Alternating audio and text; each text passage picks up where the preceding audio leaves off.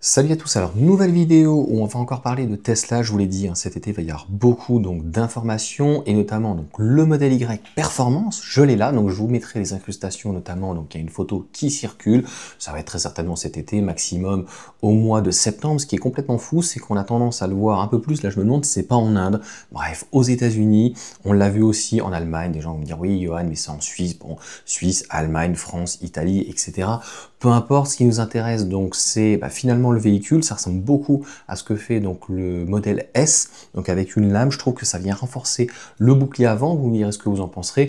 Franchement, avant, arrière, intérieur, ça reste relativement sobre avec des sièges un peu plus baquets, par contre ils sont un petit peu plus fermes.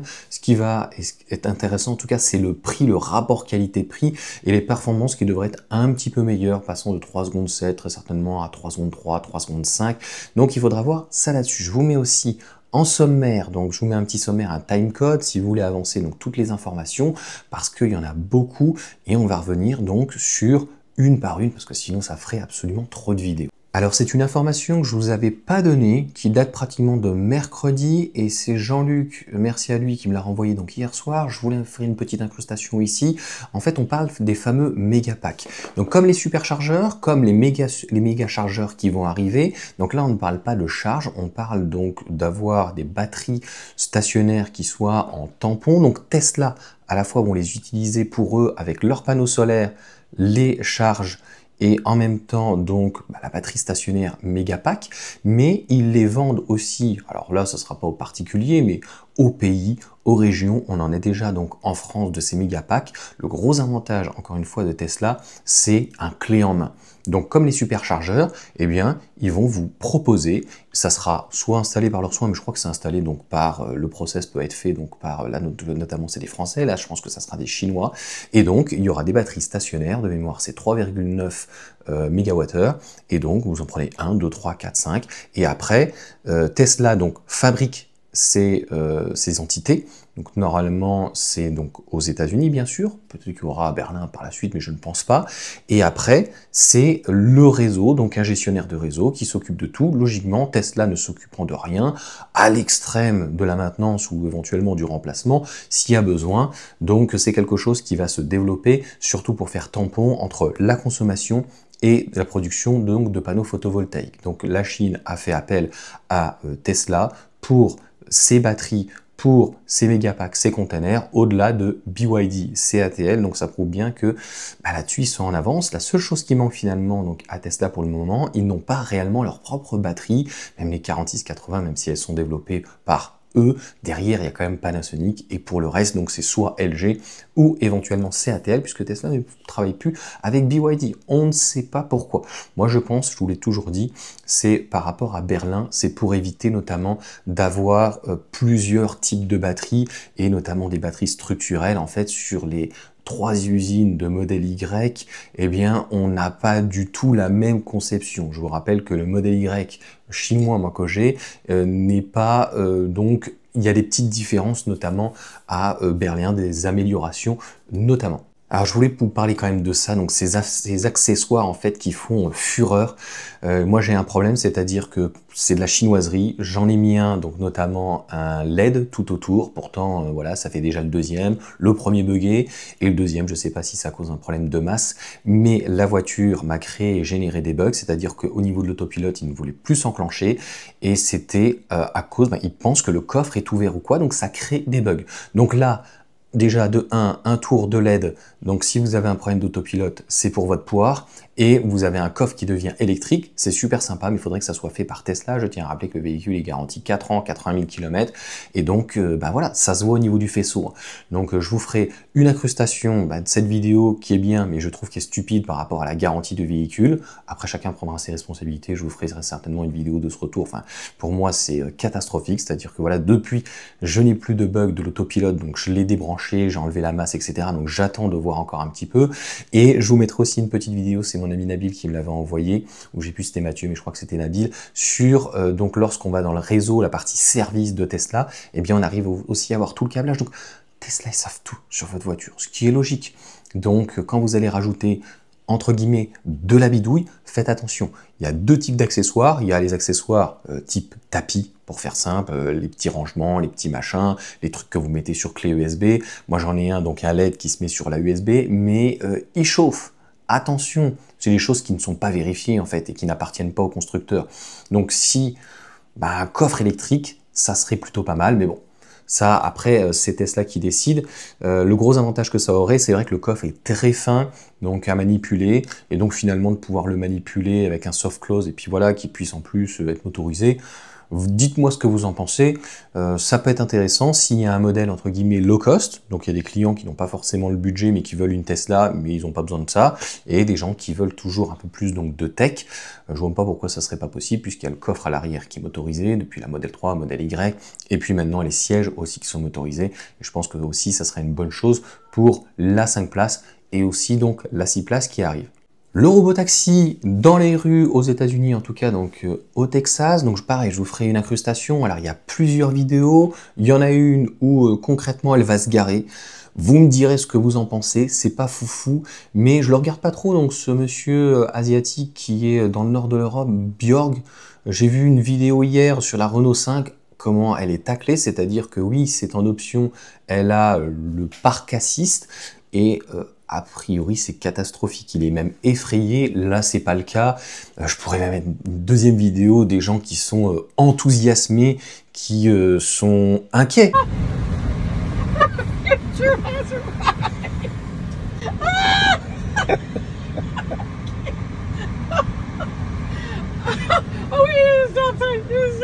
Yep, so it'll stop. Wait, what are we gonna do? And it's looking for you. Okay, wait, this is... Okay, where are we going? It's gonna, okay, it's It gonna doesn't take, know where oh, we're because we going. didn't put it home. Because we just set up your profile. How do I stop? Parce qu'en fait, on perd la maîtrise, c'est-à-dire que là, concrètement, c'est plus un parc assist où vous êtes au niveau du volant, mais vous avez un robotaxi, vous êtes soit à côté, soit éventuellement derrière. Donc a priori, il y a quand même une manie pour garder la main sur la poignée et d'appuyer donc sur le bouton si vraiment il y avait le moindre problème. Bon, elle est pas... A priori, il n'y a aucune voiture qui est rentrée dedans ou quoi. Je trouve pas très bien garée, pas très centré, et puis un peu trop en avant. Vous me direz ce que vous en pensez. Pareil, il y a une autre vidéo donc, que je vous mettrai ici en intégration qui était intéressante, j'en ai vu plusieurs, sur et sous la pluie. On est quand même à plus de 30 miles, hein, ce qui est quand même plutôt pas mal, hein, pratiquement 50 km/h, donc à pas peur. Et les essuie-glaces ont l'air de bien fonctionner. Bref, voilà, une petite taquinerie. Et puis la dernière chose, c'est avec Waymo, hein, de mémoire, je crois que c'est comme ça que ça s'appelle, hein. Voilà, Waymo, sur donc une Jaguar. Mais alors, on voit la toute différence quand même. A priori, ça a l'air de mieux fonctionner. Encore une fois, là, je suis pas un professionnel des robots taxis ou en tout cas des véhicules 100% autonomes, même si ça existe depuis longtemps. Ce qu'on peut constater, que ça fonctionne mieux ou pas, n'hésitez pas dans les commentaires à me dire ce que vous en pensez. C'est que d'un côté, on a Tesla en fait, qui sont d'ailleurs en train de tester des nouvelles caméras, hein, dans l'autre sens, etc. machin. Donc il va y avoir beaucoup de choses et beaucoup de nouveautés sur le robot taxi, ou en tout cas le cybercab. Mais on a une véritable intégration de la part de Tesla. J'en parle d'un point de vue esthétique, hein, il suffit de le voir. Et puis de l'autre côté, Waymo qui a décidé donc de travailler avec entre guillemets Tata, donc Jaguar, là on en a un peu partout, une espèce de bouclier et tout. Donc en termes d'ergonomie, en termes d'efficience, en termes d'intégration, c'est pas foufou, donc il faudra voir un petit peu comment ça se passe. Enfin, on voit bien que c'est rajouté. Voilà, donc en fait, ils ont pris une carrosserie et ils en ont beaucoup rajouté d'ailleurs au-dessus, sur l'arrière, l'avant et sur les côtés. En fait, il y a très peu de choses. Donc n'hésitez pas à me dire ce que vous en pensez. Pour le moment, ça a l'air de fonctionner, mais comme je vous ai dit par rapport à la première vidéo, voilà, pour bien l'avoir regardé, c'est plutôt pas mal. Il y a beaucoup d'happening, hein, donc en fait, il faut bien vérifier quand même que voilà, il n'y ait pas un trop gros enthousiasme, mais je trouve qu'elle se gare pas top. A priori, Waymo, ça a l'air d'être mieux, mais en termes esthétiques, on peut mieux faire. Petite nouveauté aussi au niveau des superchargeurs, donc je vous ferai une petite incrustation, icône indiquant le service de voiturier uniquement ou le stationnement payant, notification pour le paiement du stationnement à l'étage donc de stationnement et le code d'accès, tous les détails facilement accessibles dans la fiche du site. Donc voilà, un peu plus donc d'informations, vous me direz ce que vous en pensez, c'est plutôt pas mal, au moins en fait c'est l'avantage de Tesla encore une fois d'avoir tout, je vous le mettrai en fin de vidéo, mais de pouvoir gérer toute la ligne de A à Z. Pareil pour le robotaxi, donc beaucoup de nouveautés au-delà du test. Donc Tesla Robotaxi 25.7.0, entre parenthèses, voilà, 60-25, is ready to test on iOS. Donc, what do test? Donc en gros, vous pouvez désormais ajouter le lieu de prise en charge. Ça me semble un petit peu logique, c'est mieux pour qu'ils viennent te chercher. Afficher donc le temps d'attente restant au ramassage dans l'application et l'activation donc en direct. Donc en fait, voilà quand est-ce que le véhicule va arriver. C'est sympa aussi quand même.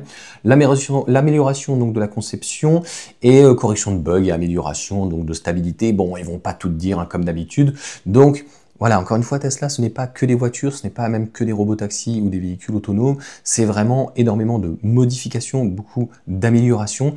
Et en fait, comme Apple, même s'ils font une erreur, en fait, ils peuvent très vite modifier. Elle a dit, oh là là, c'est déjà arrivé. Hein. Par exemple, l'inconvénient de faire souvent des mises à jour, c'est que parfois, on a des bugs. Donc, et on a des bugs qui n'ont rien à voir avec la mise à jour. Parce que au niveau de l'implémentation, il y a eu un problème. Moi, par exemple, là, avec Matter France, j'avais utilisé un logiciel parce que l'autre ne marchait pas. Et en fait, quand j'ai recoupé une partie de la vidéo parce que je devais remonter quelque chose, en fait, j'ai supprimé une partie. Eh bien, ça a tout décalé mes incrustations. Et au final, je me suis dit, prends pas la tête. J'ai repris mon autre logiciel et en fait, ça m'a écrasé complètement le son. Le son était complètement éclaté alors que ça n'avait absolument rien à voir sur la vidéo. J'aurais mieux fait de pas toucher. J'ai juste voulu augmenter le son et en fait ça a...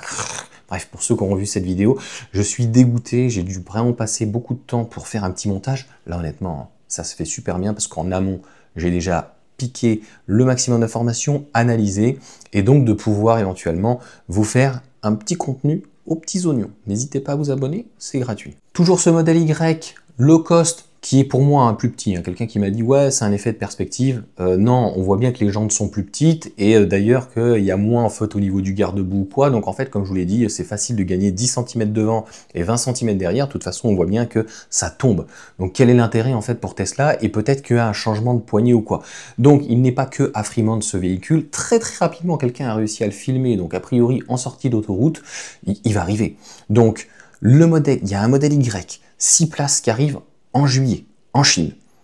Je pense qu'il va arriver à Berlin parce que Berlin ne fait que du modèle Y et c'est pour ça finalement qu'il n'y aura pas de modèle 3, c'est-à-dire que Berlin va faire du modèle Y. 5 places, du modèle Y logiquement. 6 places et il va y avoir le modèle Y Performance qui va arriver cet été et très certainement, très rapidement, parce qu'en fait c'est sur la même ligne de montage, c'est finalement le même châssis, même empattement, très certainement peut-être les mêmes moteurs, peut-être pas les mêmes batteries, et comme c'est pas les mêmes batteries, peut-être qu'il n'y aura pas forcément les mêmes tensions, et ce sera très certainement CATL, plus de batteries structurelles, donc BYD, et bien d'avoir un véhicule donc low cost, ça c'est sûr, hein, notamment en Chine, mais est-ce qu'il sera plus petit, beaucoup plus petit? Ça c'est encore à déterminer, on est plus encore au niveau de la rumeur. Pareil, au niveau du prix, en Chine, on parle toujours donc de 20%, c'est-à-dire que le véhicule est à 37 000 $, donc logiquement, il devrait être en dessous de 30 000 $, donc il va falloir savoir ce que ce véhicule, donc low cost, comporte, et puis c'est surtout au niveau donc tout simplement des dimensions. Est-ce qu'il sera un petit peu plus petit? Je pense qu'en Chine en tout cas ça peut plaire. Et est-ce qu'il s'appellera toujours modèle Y dans ces cas-là s'il est low cost et un peu plus petit? Et est-ce que ça viendra donc dans le volume? Ça veut dire que s'il y a tout ça, 5 places, 6 places, low cost, plus petit ou quoi que ce soit, eh bien d'avoir un véhicule qui va dépasser encore une fois le million d'unités. Bon, j'ai eu du mal à me concentrer pour cette fin de vidéo parce qu'en fait, j'ai le truc là qui tous les 3 secondes, là, l'incrustation. Bref. Et en Corée du Sud, hein, pas du Nord. Calme-toi, donc voilà, c'est pas que en France pour le mois de juin, ça ne va pas que être en Europe, je n'ai pas les chiffres en Europe, donc pour le modèle Y, qui est le numéro 1 vendu, je vous ferai cette petite incrustation, ça sera les vidéos, en tout cas diverses, et je pense que même si vous voulez, ça sera la fin. Pareil, pour la 2000e, ils ont fait donc un superchargeur anglais, découvrez le 2000e, donc les stèles, au Royaume-Uni et un design spécial. Voilà, donc c'est plutôt assez joli. Donc dans le stade à Manchester. On se quitte sur quelques incrustations. Eh bien, la première très rapide, et n'hésitez pas donc à vous abonner, à partager toutes ces informations. C'est pratiquement tout ce que Tesla fait en interne, un petit peu comme BYD et tout ce que nos constructeurs ne font plus, et donc de pouvoir gérer de A à Z, et pratiquement au Nevada, hein, ils font pratiquement tout au Nevada, les choses très importantes, c'est-à-dire les méga packs, tout ce qui est ingénieur, tout ce qui va être design, et donc de pouvoir tout maîtriser à ce niveau-là, c'est quand même relativement intéressant. Et puis pour le 4 juillet, je sais pas pourquoi ils ont filmé par contre à l'envers, moi j'ai trouvé ça très joli, c'est donc au Texas, à Austin. Je ne savais même pas que c'était du photovoltaïque, pour être honnête avec toi. Je pensais que c'était peint ou quoi. Donc en fait, voilà, ils ont déplacé les panneaux photovoltaïques pour faire donc Tesla. Ça fait très joli en tout cas. Ils devaient refaire la même chose donc au Mexique, en Inde, où on a parlé éventuellement de l'Afrique. Mais pour le moment, donc Tesla reste avec 4 usines qui font des véhicules donc électriques. Cette perspective en tout cas est vraiment très très jolie. Donc on se quitte en tout cas sur toutes ces infos. Je pense que j'ai rien oublié. N'hésitez pas encore une fois à mettre un petit commentaire, à me dire ce que vous en pensez. Et solaire, superchargeur, méga chargeur, le wall connector, le Powerwall, donc les batteries stationnaires pour les particuliers, les Megapacks, en fait à chaque fois ils donnent un nom à tout ce type de technologie. Le gros avantage encore une fois de Tesla, c'est de pouvoir maîtriser de tout de A à Z, d'apporter même, je vous ai pas mis une incrustation aux États-Unis où je crois la police utilise aussi Starlink, donc il va y avoir les véhicules 100% autonomes, donc bien sûr robotaxi avec Starlink, etc. Donc tout ceci et surtout une standardisation. On le voit avec les superchargeurs, on le voit avec les Megapacks. Et en fait, le but, c'est de livrer au client. Et après, le gestionnaire, au niveau de l'électricité, au niveau des batteries stationnaires, en fait, après, il fait ce qu'il veut. Donc, voilà pour toutes ces infos. Je pense pas qu'on se retrouvera aujourd'hui parce que ça fait vraiment beaucoup, j'espère qu'il n'y aura pas d'autres, mais il y a de fortes chances que lundi, mardi, dans la semaine, il y a encore beaucoup d'actualités. Donc n'hésitez pas encore une fois à partager, à vous abonner, et puis bon dimanche pour ceux qui regarderont la vidéo donc ce midi, puis on va repasser sur d'autres actualités, notamment BYD. Allez, sur ce, ciao à tous.